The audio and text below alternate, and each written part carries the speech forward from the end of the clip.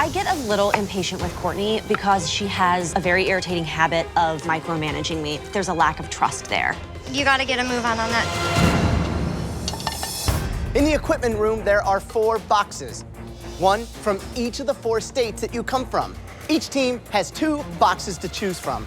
Courtney and Elizabeth, your choices will be Pennsylvania and New York. Leslie and Cutter, your choices will be California and Texas.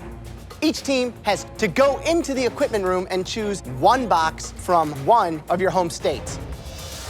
Now, using the box that you choose tonight, each team will have 1 hour to make us each a restaurant-quality appetizer and entree that highlight some of those regional ingredients. Okay, off you go. Come on. Let's go, guys. All right, so what do you think's in your box? It might be more towards the seafood line, and I'm thinking you're more definitely towards the beef. The New York box is gonna have stuff from the ocean because it borders the ocean, and Pennsylvania's got a lot of like Amish country and a lot of really good, The steaks and stuff is more forgiving than seafood I if we agree. screw up with I seafood. agree.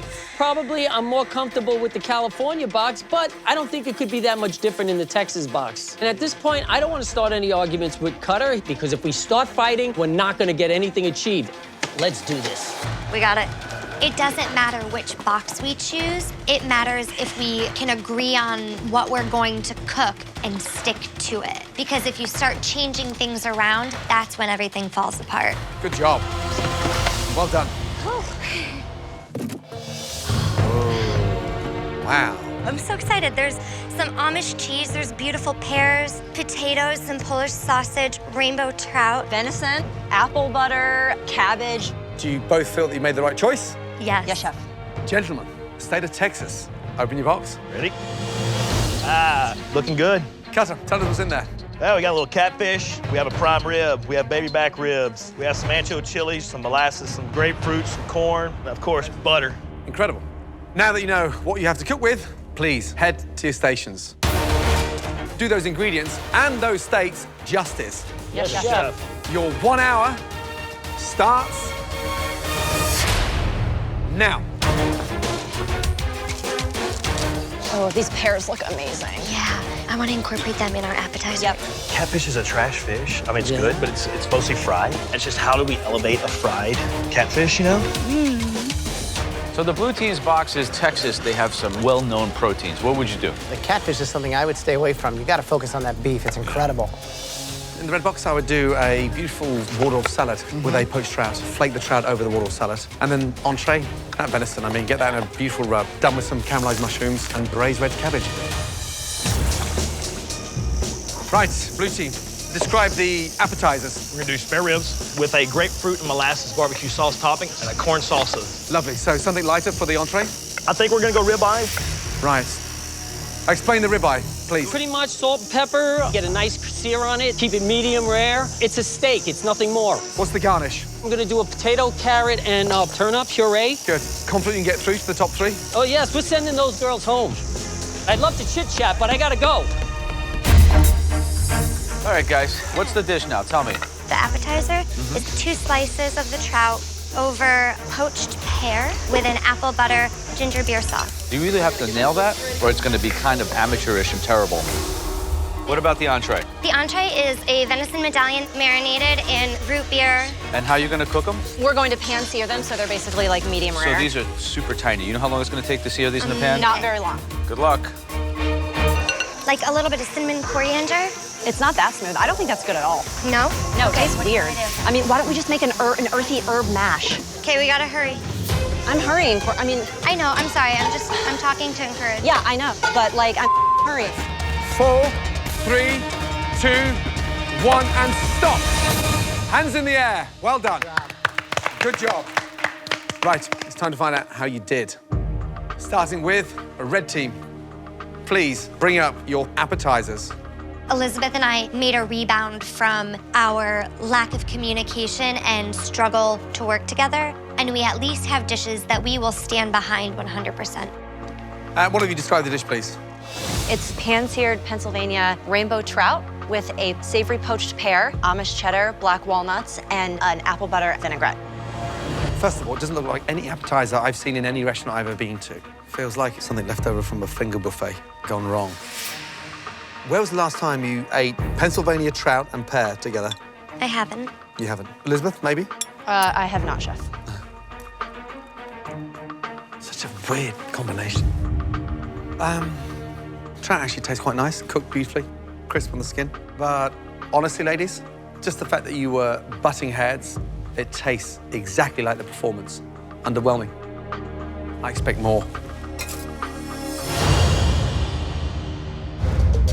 Please describe the dish. Rack of ribs with a Texas rub and a molasses grapefruit glaze and corn and onion to go with it. So visually, restaurant quality, it's not. I think of some of the dishes you've plated so far in this competition has been really beautiful. But I've never seen such a depressing corn in all my life. Any citrus in there? Is any lemon, lime? Salt, pepper. Well, that's great. Jalapeno, Hey, onions. hold on a minute. Thank you. No, seriously. Chef, there's salt Golly. and pepper in the corn. Sounds delicious. You know that's not good. Who cooked the ribs? I did.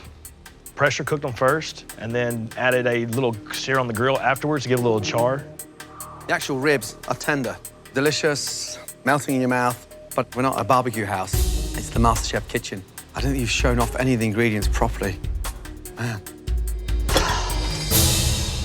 It's seared venison tenderloin medallions over an herbed Yukon Gold potato mash with sautéed button mushrooms and an apple butter reduction. Finally, some beauty.